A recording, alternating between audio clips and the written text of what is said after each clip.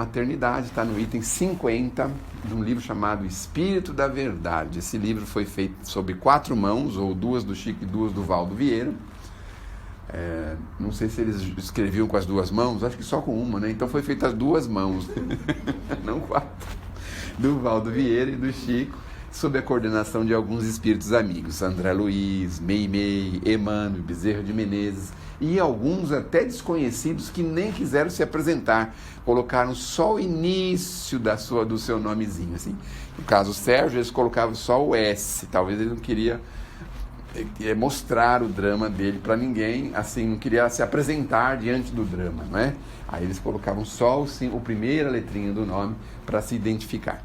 E nesta mensagem de hoje nós temos uma mensagem do André Luiz, muito interessante, porque ele pega um texto do Decálogo, que é os 10 mandamentos, e dentro dos 10 mandamentos a gente tem lá honrar pai e mãe, mas ele fala não roubar, não matar, não furtar, não cometer falso testemunho. Tem 10 iniciativas que o Moisés fez uma força lascada com aquelas pedras lá, fico imaginando, vamos subir lá um paralelepípedo, aí sobe uma pedra enorme lá para o Moisés escrever, né? Será que foi assim que aconteceram os 10 mandamentos? O Kardec deu um exemplo interessante.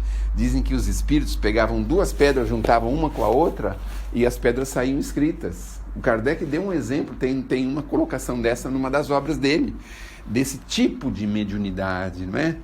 Mas a gente sabe que Moisés demorou um pouquinho no monte, obviamente estava se preparando, buscando aquela integração maior com as coisas maiores da vida, obviamente.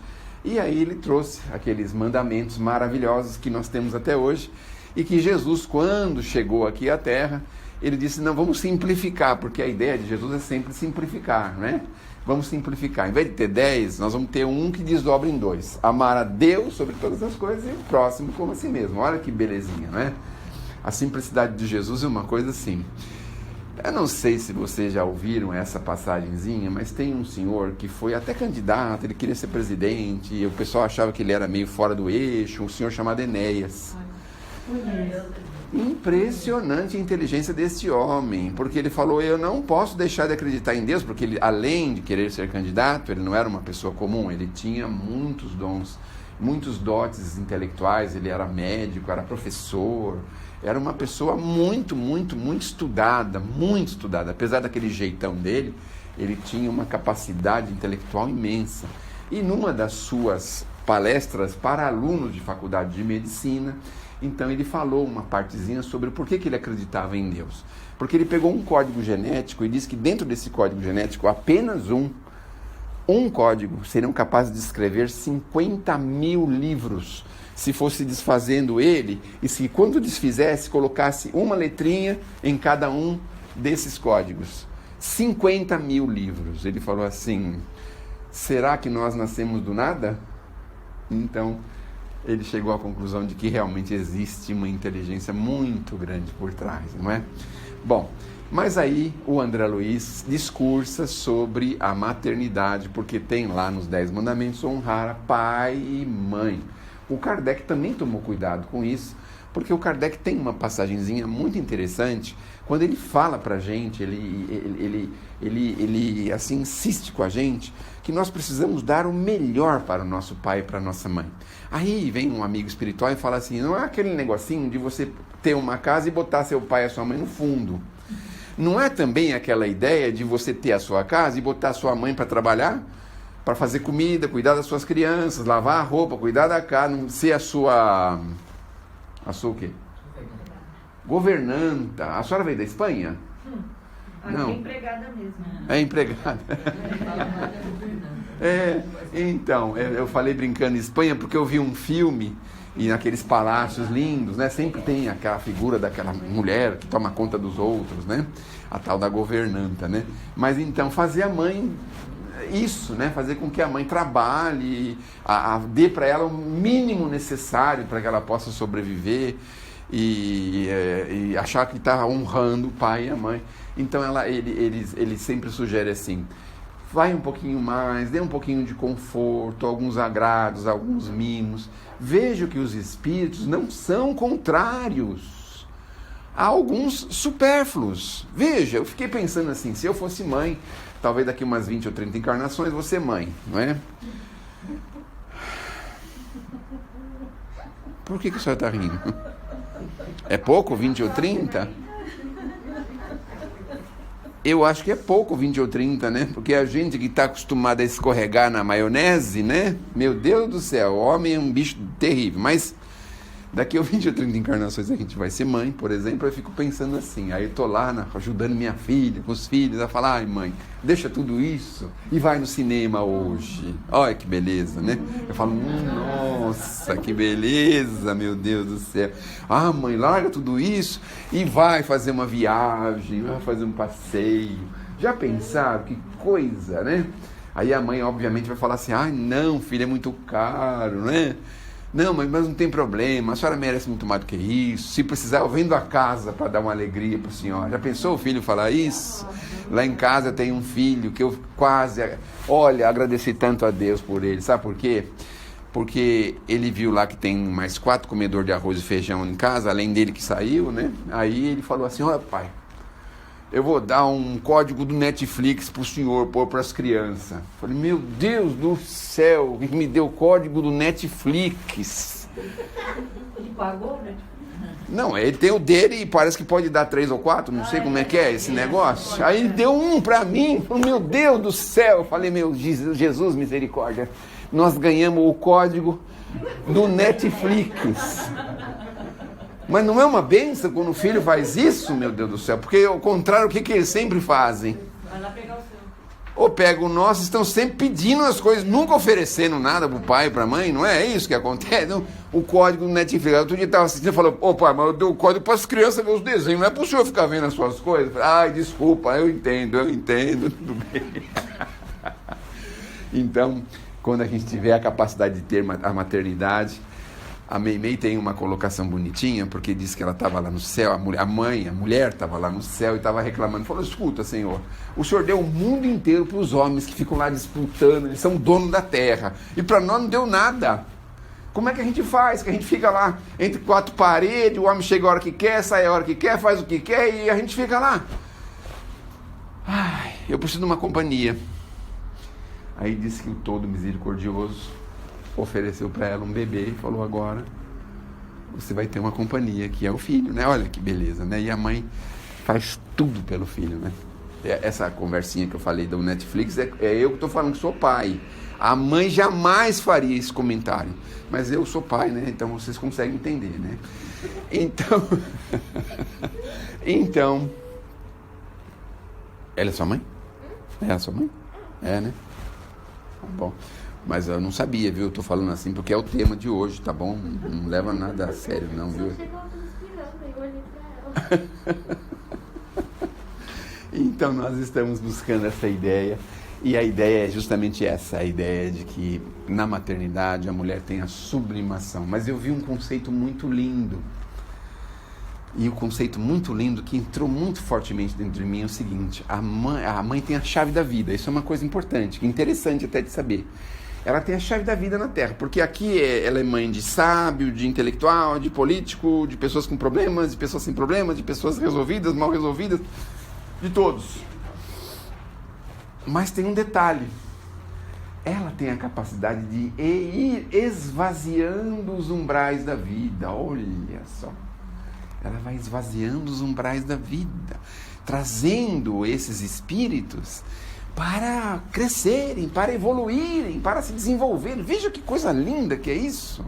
Meu Deus, o homem se sente tão poderoso, mas eu penso assim: para quem que Deus confiou a chave da vida? Para a mulher, para a mãe. Olha só, coisa linda, não é?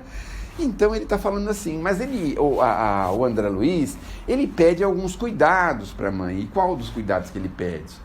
Cuidado para não tornar uma relação apaixonada, porque a mãe apaixonada pelo filho, ela pode causar problemas para ele, porque não quer deixá-lo sofrer, quer fazer tudo por ele, quer colocar ele numa condição sempre em vantagem, uma condição sempre maior, e isso pode significar um grande problema. Vejam no nosso dia a dia as crianças que a mãe não conseguiu tirar ele da bolha. Então a mãe vai em tal lugar, tem que ir junto. Vai fazer tal coisa, ela vai levar, ou vai trazer, ou vai buscar, sei lá. Vai fazer tal coisa? Não, de jeito nenhum, deixa que eu faço. Então, ele não consegue sair da bolha. Essa é a relação apaixonada, perigosa, que o André Luiz chama a atenção. Ela não pode converter esse amor nessa paixão desenfreada. Então, muitas vezes, ela tem que segurar um pouquinho do seu sentimento. E às vezes sofre, obviamente sofre, né? Vejam, nós que já fomos adolescentes, não faz muito tempo, não é? Faz, sei lá, uns 400 meses atrás, 500 mais ou menos, faz muito tempo, né? 600 meses, mais ou menos, uma coisa assim. A dificuldade que a mãe tinha naquele tempo, que não tinha telefone, a gente não tinha nem telefone fixo, que dirá celular, essas coisas, né? Então o filho saía, olha, você volta, não é? Aí a gente esquecia que tinha que voltar a tal hora, aí voltava outra hora. Olha o que aconteceu. Parou a linha de ônibus. Não tinha umas coisas assim, nós saímos do negócio lá, mas não tinha mais a linha do ônibus, não dava mais, teve que esperar o primeiro ônibus que ia passar lá e ficar ali e tal. Aí a mãe às vezes passava umas aflições, umas coisas assim, não é? E é a dificuldade, mas ela precisava fazer isso para que eles comecem a se entenderem com a vida, a encontrarem formas de viver cada vez mais fortalecidas. Porque vejam, mesmo o animalzinho hoje, o animalzinho quando é retraído, é recolhido dentro de casa, meu Deus do céu, a gente fica numa aflição quando ele vai assim para a calçada da rua, fala, meu Deus do céu, vai morrer essa praga, porque não sabe atravessar a rua. Em compensação, tem alguns cachorros que eles vão na faixa, aí passa o ônibus, ele para, espera passar, olha para um lado, para o outro, ele sabe atravessar direitinho, fala, meu Deus do céu. Normalmente são cachorros de quem? Cachorro de quem? Da rua? Não, eles têm dono. São cachorros das pessoas em situação de rua, né? Então, muitas vezes, esses cachorros têm uma coisa assim, né? Sabem, né? Quando tem que mostrar o dente, quando tem que ficar quietinho, quando tem que sair de mansinho, quando pode enfrentar, sabem tudo essas coisas, sabem como resolver todas essas coisas, né? E os nossos filhos, às vezes, ficam assim, retraídos, não conseguem, não é? Não conseguem desenvolver-se, tem medo de viver, medo do mundo, medo das coisas, não consegue levar um não de ninguém. É esse o cuidado que o André Luiz lembra pra gente. Esse é o perigo que nós podemos ter com essa paixão desenfreada com os nossos filhos. Então, às vezes, mesmo a contragosto, nós precisamos nos esforçar para permitir que eles possam fazer a vidinha deles, que eles possam se desenvolver, não é? Aí vocês já pensaram que alegria? Aí ele volta e fala assim, vou dar o código do Netflix para vocês. Falam, meu Deus do céu, graças a Deus, não é? Que bênção, meu Deus. É sinal que alguma coisa ele já aprendeu, né? Porque se ele não tivesse aprendido ainda, ele ia pedir lá a gasolina, ia trazer a roupa para a mãe lavar, ia vir almoçar em casa todo dia, levar a marmita da janta, ele ia sair de casa, mas só de corpo presente, né? O resto não, né?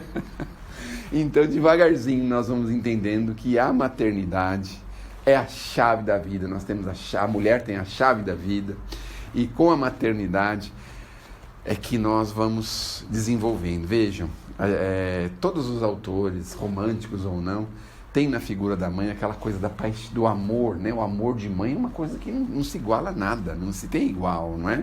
Então tem aí músicas, coisas assim maravilhosas que retratam o amor de mãe. E isso é uma coisa realmente calorosa. Vejam, eu milito também com um pouquinho de crianças, e aí você fala assim, agora nós vamos ter o Dia das Mães. As crianças fazem desenho, faz poema, recita, faz tudo. Agora é o Dia dos Pais. Não vou fazer nada, não quero fazer nada. Por quê? Porque ele sente, não é? Esse amor, essa coisa forte que a mulher tem, normalmente pelos seus filhos. Mas ele vai um pouquinho mais além. Ele fala assim que nós precisamos aprender a amar também os filhos alheios. Porque muitas vezes a gente se fecha dentro de uma parede, de um muro, e não consegue olhar além dele. Então é também importante nós termos uma visão de amor para os filhos alheios. Mas não os filhos alheios que têm condição e capacidade e facilidades. Os filhos alheios que vivem dificuldades. E não custa absolutamente nada se a gente também pode dedicar um pouquinho de amor para eles. Ah, mas eu tenho medo, ali vem um menininho maltrapilho, mal vestido, sujo. Tem uma poesia bonitinha que fala assim, esse pequeno sozinho à noite no pó da estrada, de roupa suja e lavada, e mal lavada, que passa pedindo um pão. É um anjo pobre a caminho, sob inocente amargura, pássaro triste à procura de ninho e consolação. Criança desconhecida dormirá? Quem sabe onde? É órfão, ninguém responde, aceita o que se lhe dê. Quantas mágoas tem na vida, quanta miséria o consome, quanto anseio, quanta fome, ninguém sabe, ninguém vê. Nunca lhe atires ao lado qualquer palavra ferina, socorre, ampara, ilumina, em nome do eterno bem. Que esse menino exilado, sem lar e sem companhia, se o céu quisesse, podia ser teu filhinho também. Encoraja-lhe a esperança, envolve-o no teu sorriso e sentirás de improviso a bênção de doce luz. É que no amor da criança que te agradece o carinho, receberás de mansinho a gratidão de Jesus.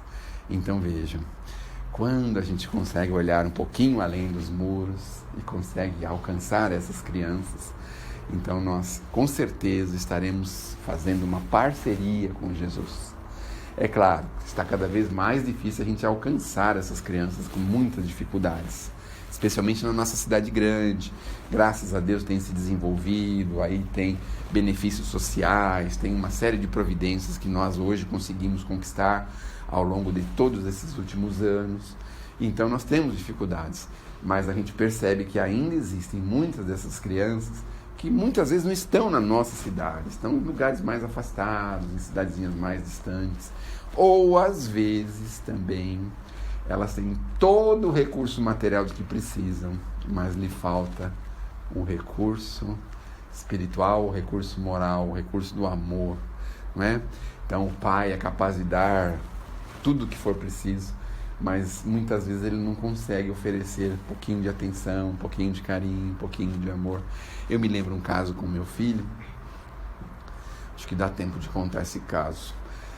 Ele voltava para casa nervoso porque tinha um menino assediando ele, que queria bater nele, que isso, que aquilo, aquele negócio que nas escolas é muito, muito comum, né? Você tem que fazer alguma coisa, tem que fazer alguma coisa. Eu falei, vai se virando lá, vai se virando, vai se virando. E aí eu percebi que a minha esposa estava muito aflita e a situação estava ficando muito, muito forte, muito delicada, porque ele falava que me quebrava os lápis dele, ameaçava ele o tempo todo, aquela coisa toda. Aí eu resolvi ir lá na escola, pensei assim, fui no caminho, eram 5 quarteirões de casa, fui no caminho pensando, mas o que eu vou fazer com o menino, meu Deus do céu? Eu pedi ajuda, né? Aí eu cheguei lá na escola, sentei lá um pouquinho, falei, vou sentar um pouquinho aqui e vou ver o que vai acontecer. Aí daqui a pouco ele veio e falou, é aquele menino ali. Aí eu falei, vem cá, fulano, vem cá. Aí ele foi lá, Fernando o nome dele. Vem cá, Fernando, vem cá. Fernando, tudo bem? Eu sou o pai do Felipe, Fernando. Oi, tudo bem, tudo bem. E eu falei, e aí, cadê seus pais? Falou, não, eu venho de perua. Falei, seus pais não trazem? Não traz não. Aí depois, você vai pra casa, faz o quê? Eu fico em casa sozinho, mas eu moro só com a minha mãe. Mora só com a sua mãe? Só com a sua mãe. Então, eu já não tinha o pai e morava só com a mãe. Aí eu tive uma brilhante ideia, que não era minha, na verdade, né? Porque a nossa ideia era pegar ele pelo pescoço, mas eu tive uma ideia espiritual, que obviamente, não é? A gente não é assim com os filhos, não é? Não vamos ser hipócritas, né? Aí eu falei assim, escuta, por que você não fica lá em casa depois do que você sai da escola? Fala com a minha mãe, né? Mas aí eu não ia falar com a mãe dele, eu mandei a pedir para minha esposa falar com mulher se entende, né? Aí meu pai falou, ele me falou assim, mas esse menino me atrapalha mesmo, isso vai levar ele para casa. Foi só a primeira vez que ele foi em casa, já virou irmão dele, olha só, o que ele precisava, estava sentindo, era uma carência afetiva, né? Carência afetiva, olha só. Então, muitas vezes, as crianças, os jovenzinhos se mostram, né? Com toda aquela soberba e tudo aquilo, mas muitas vezes está ali cheios, coraçãozinho cheio de vazio, precisando de um contato, de um apoio amigo. E eu posso dar alguns outros exemplos, porque como eu trabalho com moradores de rua também, só que é no centro de São Paulo, ali na região da República, eu tenho um trabalho em que eu tenho lá alguns meninos que são aprontões, que são meninos que furtam, que fazem coisas feias ali na região. E aí a gente vai lá e fala assim, escuta, mas você, rapaz, até quando você vai fazer isso, rapaz? Que bobagem você está fazendo? Você quer ficar preso? Você acha que você vai continuar fazendo isso até quando? Então a gente vai falar assim na condição de pai, não é? Ele vem, abraça você e tal, e você percebe que existe ali uma ligação, né, entre a gente, de falar, e às vezes dar uns puxão de orelha e fazer alguma coisa nesse sentido. Então, a gente não pode fazer uma previsão de quantos que nós conseguimos tirar dali, quantos que não estão aparecendo mais, mas a gente tem certeza que um ou outro acabam indo, voltando para casa, fazendo alguma coisa, indo para outro lugar, ou então saindo fora do tio chato, né? Às vezes também acontece isso, né? Então é isso, estejamos certos, convictos de que na maternidade, porque se Deus entregou a chave do mundo para a mulher, o homem pode ser o zelador, né? Pode cuidar da chave direitinho, né?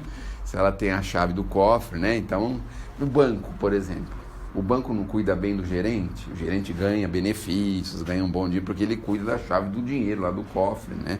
O banco é esperto, né? Então, vamos cuidar bem das nossas mamães, das nossas papais, das nossas mamães, né? Por assim dizer, como filhos que somos, se somos maridinhos, também vamos ver que nós temos ali um tesouro muito, muito, muito importante, sofisticado. Se pudermos dar tudo o que pudermos para essas mamães, nós ainda vamos ficar devendo muito. E seguirmos em frente, não é? Porque ser mãe é assim. Eu acho que quando eu falei ser mãe, muitos de vocês eu recebi aqui, muitos de vocês continuaram pensando uma frasezinha que é antiga, né? Ser mãe, o que era que a pessoa falava? E falavam muito isso, né? Então hoje a gente sabe que ser mãe é ter a chave da vida. E olha, o Chico revelou uma coisa muito importante. Ele falou que as verdadeiras mães, ele não encontrou nenhuma nos umbrais da vida, quando ele fazia ali aquelas viagens lá conjunto com os espíritos. Não tem mãe no plano espiritual inferior, vamos falar assim, no umbral, não tem mãe, tá certo? Pode ter alguma mamãe lá que não foi bem mamãe, foi meio hospedeira, meio alguma coisa, mas mamãe mesmo não tem nenhuma lá, certo? Então pode ficar tranquilas vocês que são mamães, vocês não vão para o umbral, certo? Vocês não vão para o umbral, certo? Mas tem um problema, vocês vão ter que vir no umbral socorrer os maridos de vocês, os filhos de vocês. Vão ter que fazer isso, tá certo? Que Deus nos abençoe, que Jesus nos ilumine, que possamos ter uma excelente semana.